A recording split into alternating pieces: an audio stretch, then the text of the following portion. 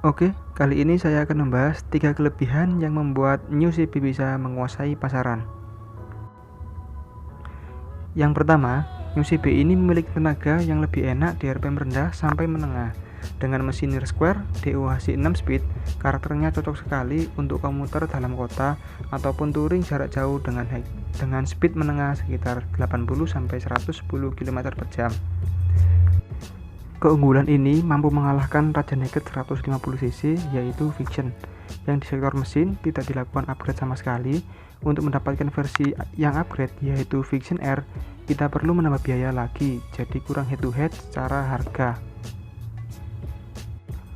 Tenaga New CB memiliki tarikan yang lebih kencang dari Fiction, namun tak terlalu menghentak seperti mesin GSX Series, membuat motor ini tidak melelahkan tubuh saat digunakan perjalanan jauh. Ini merupakan keunggulan tersendiri bagi yang ingin perjalanan jauh menggunakan motor naked back, karena tenaga maksimal di RPM menengah lebih dibutuhkan untuk tanjakan atau mendahului kendaraan di depan. Jarang sekali rider yang menggunakan motor dengan RPM tinggi secara terus-menerus. Mereka cenderung menggunakan tenaga berada di tengah RPM karena mesin masih rileks dan tidak mengentak, sehingga lebih santai dalam cruising saat touring. Selain lebih nyaman, untuk konsumsi BBM juga menjadi lebih irit dibandingkan harus menggunakan RPM tinggi secara terus-menerus. Yang kedua adalah desain. Desain dari New CB berubah total dari old CB karena New CB menggunakan konsep naked back yang gambot sesuai dengan selera pasar motor 150cc saat ini. Desain New CB yang benar-benar baru memungkinkan tetap disukai beberapa tahun ke depan karena para rivalnya tidak memberikan perlawanan signifikan. Ini mungkin karena saat ini motor matic lebih penjualannya laku keras, sehingga pabrikan akan memfokuskan pengembangan pada motor matic daripada naked back-nya.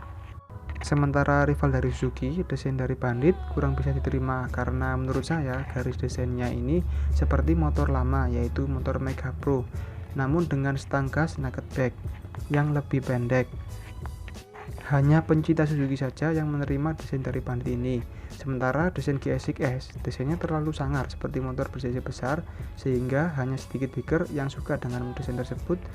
Desain yang out of the box seperti model Ducati ini memang jarang yang suka. Yang ketiga adalah handling. Dengan bodi yang besar dan bobot lebih berat, membuat motor ini stabil saat dikendarai. Dengan bodi yang berat itu, Honda menggunakan shock yang cenderung keras untuk menunjang pengendalian yang maksimal dan stabil. Ketika bermanuver zigzag, bodi belakang tidak mudah memberontak atau menolak ketika dibelokkan, sehingga enak untuk miring-miring. Pada saat kecepatan tinggi, lebih stabil menembus terpaan angin yang biasanya membuat motor oleng, sehingga lebih pede pada saat dikendarai. Dan juga pada saat terkena lubang di jalan raya atau benda keras yang membuat motor oleng, suspensi yang keras dan bodi yang berat membuat motor ini cepat untuk distabilkan kembali.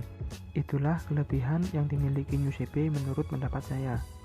Namun di balik ketiga keunggulan itu, New CB juga memiliki beberapa kekurangan. Di antaranya, banyak mesin muncul suara klotok-klotok yang menurut mekanik dikarenakan tensioner bermasalah, dan juga dudukan noken yang berbeda dari DOHC pada umumnya, dan juga pompa oli yang kurang maksimal untuk melumasi bagian head.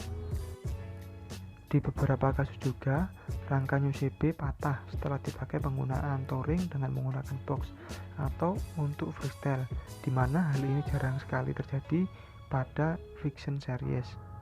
Dan di internet bertebaran perbandingan harga spare part New CB yang mayoritas lebih mahal dibandingkan para pesaingnya. Namun harga bukan menjadi suatu masalah apabila ketersediaan suku cadang mudah untuk didapatkan. Jadi, kelemahan ini bisa memberikan kesempatan untuk pabrikan lain menyaingi kekuasaan New CB 150R ini. Akankah Yamaha bisa memberikan perlawanan sengit seperti gen awal Fiction dulu? Kita tunggu saja guys. Namun overall, motor ini tetap digemari karena permasalahan-permasalahan yang muncul sudah banyak yang bisa mengatasi, dan tetap menjadikan New CB ini sebagai motor andalan banyak biker di Indonesia.